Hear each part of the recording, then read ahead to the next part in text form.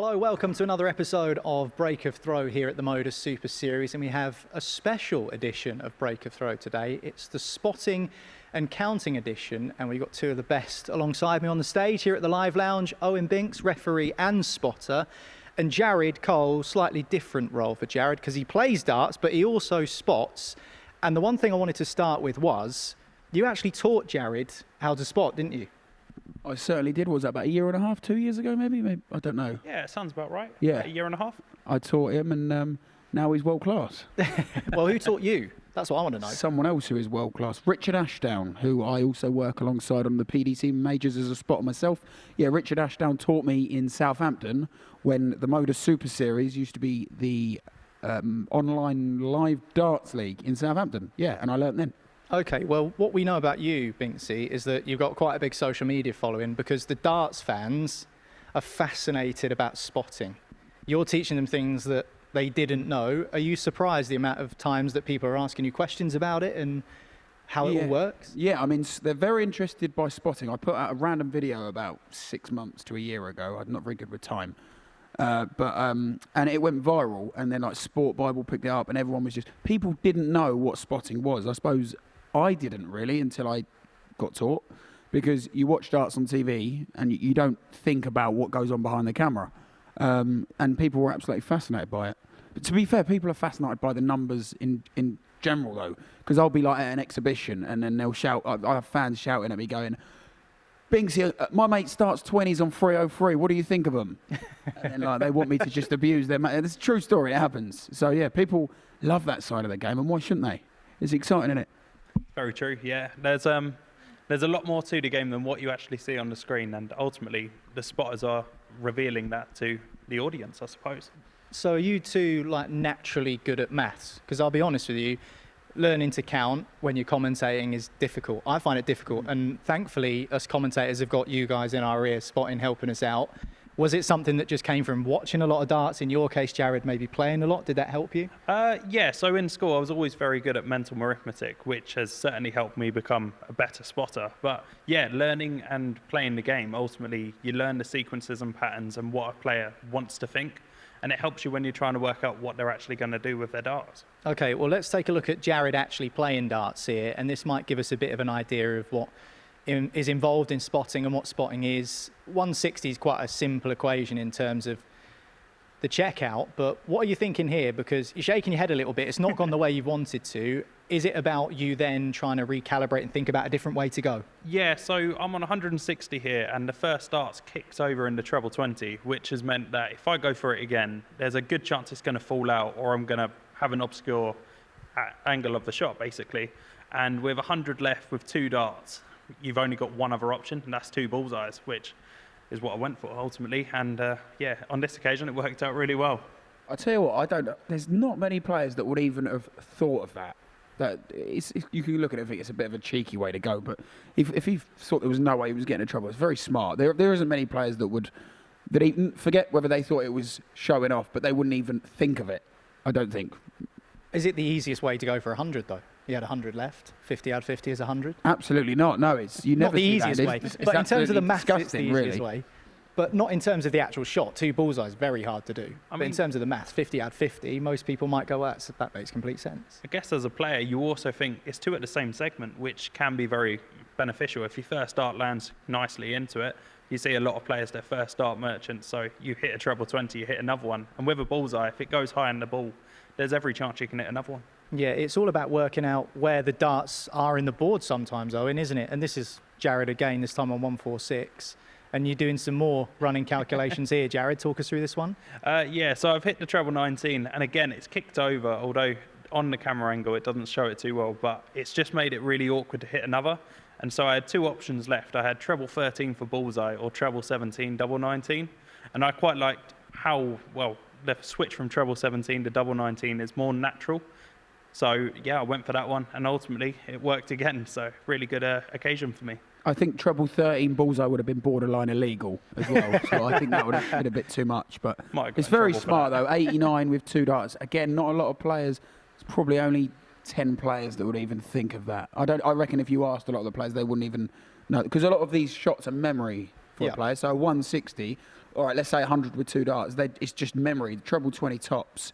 A lot of players don't even, because I would say pretty much every player knows their checkouts through memory, but it doesn't mean they're good at maths. A lot of players aren't good at maths. So that's interesting, Jared. Is the way you've played the game changed a little bit since you started spotting? Has it become easier to think of these kind of solutions? I think it's become more natural to come to these solutions. Like, for example, that shot on the 146, not many people would have thought of that. And as a younger player, I probably wouldn't have myself. But you see so many people going for block shots, and you naturally will think, there must be another way around it. And for me, spotting, it opens up that avenue of like understanding the dartboard. And on this occasion, yeah, the treble 17 was the right shot. What about 112? This is what we're going to look at next. One treble combo. Talk us through this one against Bo Greaves. Yeah, really big moment in the actual match. But yeah, I was under pressure. So I knew she was on double. She was not going to miss. Obviously, we all know how good Bo is. I couldn't let her have another shot. And the first dart pitched just underneath the treble. And all week, I've been struggling to actually get my dart to land in front of a dart that was already blocked. So I was like, right, clean target, go for the treble 18. And again, double 19 came to the rescue. There is a difference, obviously, between spotting and being in the gallery with the production crew, working on the cameras, to being on the stage and trying to do the running calculations yourself, Owen. Yeah. You do a bit of both. You have a preference? Which one do you like the best? Refereeing has always been my childhood dream. Oddly, I know, as a 10-year-old, I'd be watching the darts with my mother in the living room, and obviously you'd have legends like Phil Taylor and Barney and all that, and I'd be trying to work out the scores quicker than the likes of George Noble, and I'd get more enjoyment out of that than I would actually watching. My mum was even like, what's wrong? Why don't you go out and get some friends or something? Or, So, yeah, that's always been my dream. So I'd have to say it's always going to be reffing. But now that I do a lot of the spotting, I love spotting here. It's brilliant. This is where I learned in Southampton, like I said. And I've managed to spot. Like I spotted the World Cup final this year. I do a lot of spotting at the big PDC majors, and I absolutely love it. When I toured the Premier League spotting, what a buzz. Just behind, well, I haven't reffed at the Premier League yet, but I can imagine it will be just below. I love spotting, but refereeing is going to top it. But there's obviously a lot of overlap. There's a lot of similarities there. I'm glad you mentioned about trying to figure things out quicker than the players, because actually, as spotters, that's part of your job, isn't it? Because we'll look at this from Devon Peterson here. As a spotter in this situation, Jared, you're trying to figure out where the director sends the camera before Devon figures out what he's going to do next. So actually, you need to do exactly what Owen said, which is be quicker than the player who's throwing. Yeah, that's exactly right. So on this occasion, he's on 104, and he's a treble 18 for a single 18 person, and the second dart has not got it's not gone to where he wanted it, and it's hit a treble 4. And so we have to work out that 50 minus 12 is 38 quicker than Devon can, basically, and we have to be ready on the double for when he actually throws the next dart. To be fair, it wasn't Devon that worked that one out. He actually asked me, and I told him. But a lot of players would do the same with that, because it's so, like I said, it's all patterns, and that's not something that you ever see. 12 off of 50 it's just weird, and it threw him. It would throw a lot of players. Although, to be fair, he started on the wrong place on 104 anyway, but that's a different story, isn't it? 16's on 104, because if you go either side. But yeah, anyway. Listen, Owen, as a referee, players are asking you all the time, when they've made mistakes, they've made slips, they might have gone into the wrong segment, they're asking you, what's left, or what have I scored? Are you seeing more and more of that happen, or less and less of that happen? Because we've had players here at the Super Series, someone like Luke Littler, for example, is probably the most famous person who does this, who goes the most bizarre ways, and he's probably keeping you on your toes every time, isn't he? It happens a lot. I wouldn't say he's the worst. Jared knows who I'm going to mention now. As a player who's played many times at the MODUS Super Series, goes by the name of Brian Roman, and I'm convinced that he does it sometimes just because he's bored and he wants to probably take our jobs, because he makes it as difficult as he can. He is the most, how can I put this nicely? Call him the spotter's nightmare. Yeah, let's just say he's the most creative. Sometimes I think he takes it a bit too far, and he really does keep you on your toes. So does Littler. So do a lot of, especially the younger players. A lot of them know what's left, but then you do. I'd say if I refereed 15 games earlier, I probably got asked 8 or 9 times, what's that left after a dart or two has been thrown. So you've always got to be on the ball. I also know as well, there it is. Yeah. Look at this. This is This bullseye, double 16 bullseye. Yeah. Correct, yeah. Yeah. So he's keeping the... See, we're nearly called the old Bill there because that is crossing the line. He That knows is where illegal, the cameras are, old essentially. Brian, That's doesn't he? He knows shocking. exactly where to Yeah. look. And, you know, Yeah. this is keeping you guys on your toes. Yeah, I don't know who was spotting that, but that is, he certainly done. I think that might have been me, actually, to be fair. No, I don't know. I can't remember. So, do you enjoy the challenge, though, when they're keeping you on your toes like that? yeah, you'd rather. He depends how tired you are with Brian Roman. You don't want to. You don't want to be tired when you're spotting with him, but you'd also rather a player that does switch, as it keeps you on your toes, keeps you a little bit more stimulated. It is the same when I'm refereeing. I love refereeing, but I'd rather players that do, you know, spray them about a little bit and keeps you on your toes for sure. But I also know, you go back to saying when they ask what's left, I kind of in my head predict when they're going to ask. So I know, I'll work it out straight away because I think he's going to ask here. And even when I'm spotting... Are you not meant to work it out straight away anyway? No, not necessarily. Are you saying you've got some sort of sixth sense where you know players are going to ask you? But technically I'm only adding up when I'm ref, so I don't need to know. But I'm ready to tell them. I'll already be like... And when they pause, you're like, right, he's going to ask me now. Yeah, and but then you also know players that won't ask you, and they're just going to throw the next up because they already know what's left because they're good counters themselves. So you've got players that can't count to like probably 10 near enough. And then you've got some mathematicians in the game like Jared. So yeah, it's totally different. Okay, interesting conversation, which will continue after this break. We'll have more clips with Owen and with Jared.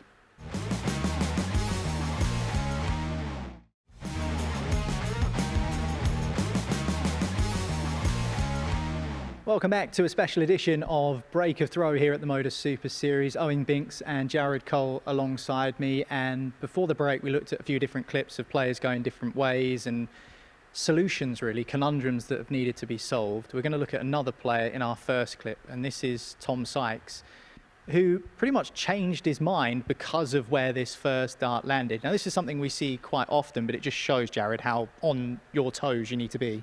Yeah, so there's different shots for different occasions ultimately on the dartboard, and as the spotter we have to work out what they're going to do when things go wrong. And for Tom here, obviously he's in a really high pressure moment. He's playing for the match and for the title, so he's got to get this right, and he's missed his first target and he's had to recalibrate, which is probably why there's such a big release. It's like he's recalibrated, he's thought it through, and he's gone, right, that 7 leaves me 57, so I'm changing my ammo. I'm no longer looking at the 16 and 8s, I'm now looking at the big 17, and I'm going for tops. I think he asked what was left as well, as a lot of players would in there. I'm not digging him out because, although I have had a chat with Tom about it, some of his choices of, and he admits. But no, was that for the title, you say? So that's a massively high pressure environment. He weren't even sure it was a single 7, so it looks like he's asking him where it is, and then just to check, because imagine what's going through your head. You're playing for that money, it's the biggest moment. Sometimes people that ordinarily he'd know that was, but he just wants to check with the referee. So how much of this can be about knowing the players? Knowing who goes which way, who prefers a certain route on a certain outshot?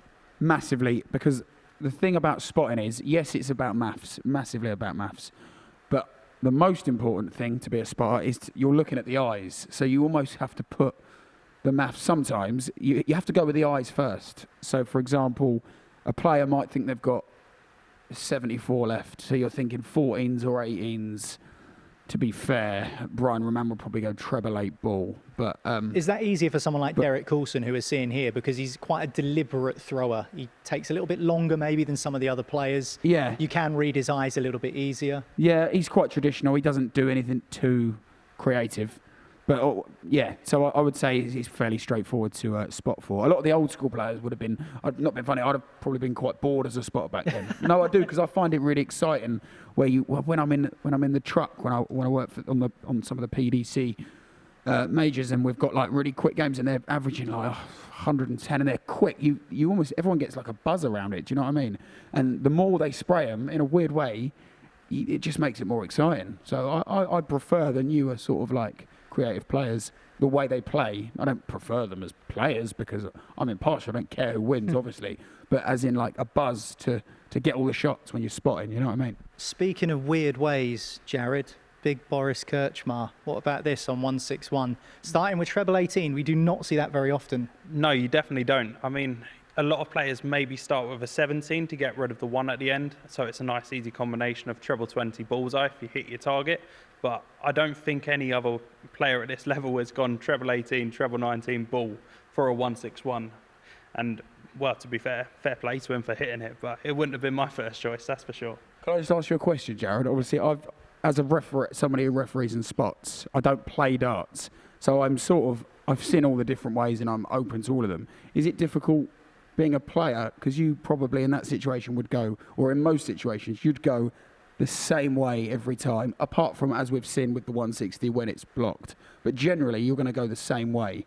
Is it weird? Is it like hard forgetting that and going your own way? Yeah, it's Sorry, sort of, looking at their way instead. no, I agree. Yeah, it's basically a case of forgetting what you know as a player and referencing the things that they as a player are going to do. Like, you can see it here with Shane McGurk on 102. I would never start in the treble 14, but I completely get why he does. And for him, he likes 20 tops when he hits the treble 14, as you can see. And then when he doesn't hit the 14, he leaves himself options. And fair play, it's creative, but it wouldn't be my choice. And from a player's perspective, Jared, is that partially as well because the 14 is off to the left of the board, and actually when you're throwing for double, you don't have to adjust from one dart to the other. You've already thrown at that target once in the dart before, so you're kind of calibrated and aligned on that particular segment. Yeah, I think he's pretty much figured out his game, and for him, he's quite a straight thrower. So when that treble 14 goes in, he knows that he's got literally just the actual weight of the dart to worry about, because he's going to keep it straight. He's a world champion.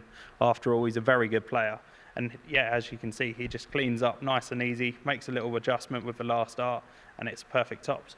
One thing I think maybe some viewers aren't too aware of, and this is something which is obviously so crucial to you guys, is when you're on the stage, Owen, maybe you're refereeing, it is just you and the two players. There are no camera operators. The cameras are robotic. So when you're back there spotting, it is, as you say in the spotting world, on you, on me, to make sure you've got the right camera angle, isn't it? So you're talking about as a spotter? Or as a spotter, yeah, okay. you're there in the truck, aren't you? You're choosing the camera angles, and they're robotic cameras. So you have to press the right button to make sure the camera zooms in on the right double. Well, actually, I don't want to bore you with this, but there are two different ways that I can spot. So when I work for the MODUS Super Series, we've got a machine, and when I work on the Euro Tours, we've got a machine, and we are probably more in control there because we've got buttons. So if a player goes a really obscure route or they hit a segment next door and it leaves something else, if they know the map straight away and they don't hesitate, it's fine. I could just press the button. But where I work on Sky events, I just have a microphone and I have to let the camera people know in advance. So that's quite hard. So then you're relying on someone else to get there. So it's the same thing, just a slightly different way of doing it. It is the same, but it's quite a big difference. It is. So, like, for example, I'll give you an example. The other night, Ricky Evans at the Grand Slam was on 110. Now, before he's even at the board, when he's walking up, I'm saying, right, could be up or down, just to let the director know. I haven't got a clue yet, basically. I've seen his eyes go down. I've shouted, treble 19, 13 tops. He's hit the treble 19. I've then seen his eyes look down. So I've gone down 17, double 18. And then it's down to, like, that's a late call, essentially. But I can't, there's only so much information you can give. You can't go down treble 19, 17, double 18, or and down Ricky's treble 19, 13 tops. Or if he goes up, it's treble 20, single 18, doubles. You can't do all that. That was Apologies. almost as fast as Ricky throws. Yeah, I was about to say, Ricky's one of the exactly. quickest throwers. But if I had my own, sometimes if I've got the button, I can just press it. But then when you have to vocalise it differently. It's tough. But I love both. But it's challenging. It's great. So you've got a really quick thrower. You need to check where their eyes are going to make sure that you go into the right segment. Then you have to tell someone else about that and then hope that it all lines up in time before the dart gets thrown. I don't think spotting, you could be Rachel Riley, all right? You could be even better. You could be the best mathematician in the world. But it's not just about maths spotting, it's about communication, and it's about your relationship with the director as well. So it's communication and the things you say. You might know exactly where they're going. In your head, you might have got the best idea. You might pull off the best shot in your own head. I knew it was going that way. If you don't say the right words under that high pressure, then you're not going to get there. So there's a lot that goes into it. Speaking of high pressure, this is another big moment, this time Jensen Walker, and this is a title winning shot effectively, isn't it, Jared? So it's pretty much about making sure that you're able to get the camera angles right, tell the director what's happening. So for this second dart, the dart kicks across and almost blocks the double 8 bed there, doesn't it? Yeah, it's a really tricky dart, even to actually show. As you can see, we've gone back and forth through different camera angles to actually show how awkward this double was. And fair play to Jensen for hitting it. It's quite an incredible dart, realistically, and I mean, worthy of a title, let's say. But yeah, as you can see from the moment, he's thrown his first dart and it's really close. His second dart's kicked across the other one. You're like, how on earth can he hit that? And as I say, we've shown both angles to reference how the player sees it and how also you see it on the screen, basically. So it's also, Owen, about giving the viewer the best possible chance to understand what's going on, isn't it? Because we know he's missed outside of the board, so you're not going across the double 4 because he's not missed inside. He's not hit the double, so he's not won the leg. So there's only one thing you can do, which is make sure you get the angle that you can see the most of the double. Yeah, a lot of that is down to the director as well, so it's sort of their call. We can advise on if because we've got the monitors in front of us, we can see which one's blocked. But ultimately, it's their call. Jared, you require 104. Well, Jared found a 114 to spark him into life. Is he going to win this match with a 104? Double 4, that's superb. It's the same with certain shots on the dartboard, like 104. You see people going for 18s, and it's like, if you throw a bad dart at that segment, you hit a big 1. You can't take out your checkout anymore, and it's giving yourself the best opportunity to hit a double. Sorry, we have to remind, which way do you go on 104? Depends how I'm feeling. Right, what do you often do on 104? Normally go treble 19. Is that that's something you've started doing more in recent times, right? I'm sure you had a history of going 18s, Jared. We change it every now and again. again. Yeah, we do. Just Straight in the big one. toes. Yeah, exactly, yeah. I'd say the weirdest one I've seen, or one that I always remember, is 129. Moreno Blom, who's incredibly quick. Probably, no, you can try and guess it if you want. I'll keep talking and see if you can guess it, right? So he's ridiculously quick. He is, for me, I think he might be as quick as Ravi, if not a tiny bit. He's so quick, isn't he? Yeah. Bro, like super fast. And any idea? I'm thinking he's gone for the bullseye first. To be honest, his first start's totally normal. So okay, so he's gone for the 19s. Yeah, hit treble 19. Okay, so he's got 72 left. He's like mad, absolute, like, I was like... double 19, double 17? Correct, oh, yes. Very good. Remember the clip. But like, that's mad. 72, that's insane. But like, and he's done it, and I think he hit it. Yeah, I was absolutely sickened by it. Like, it works, and fair play, but I was not expecting it. And he's so quick. It's so hard. It's hard maths as well to do in half a second. Like 72 minus 38 is 34. You've got to be on your toes to be able to work that out that quick. You know what's going to happen now? Players are going to see this, and they're going to start challenging you boys. Yeah, well, bring it on. I was going to say I'll try a new career then, but yeah, no, come on, he's right. I've got to stay confident. Bring it on, lads. Come on. Owen, Jared's been brilliant to talk to you. Thanks very much. That was a little bit of an insight into spotting and counting, both here at the MODUS Super Series and elsewhere. How does it all work? Well, these lads have got you covered. Next time you're watching the Super Series, remember, they're putting a shift in. See you next time on Break a Throw.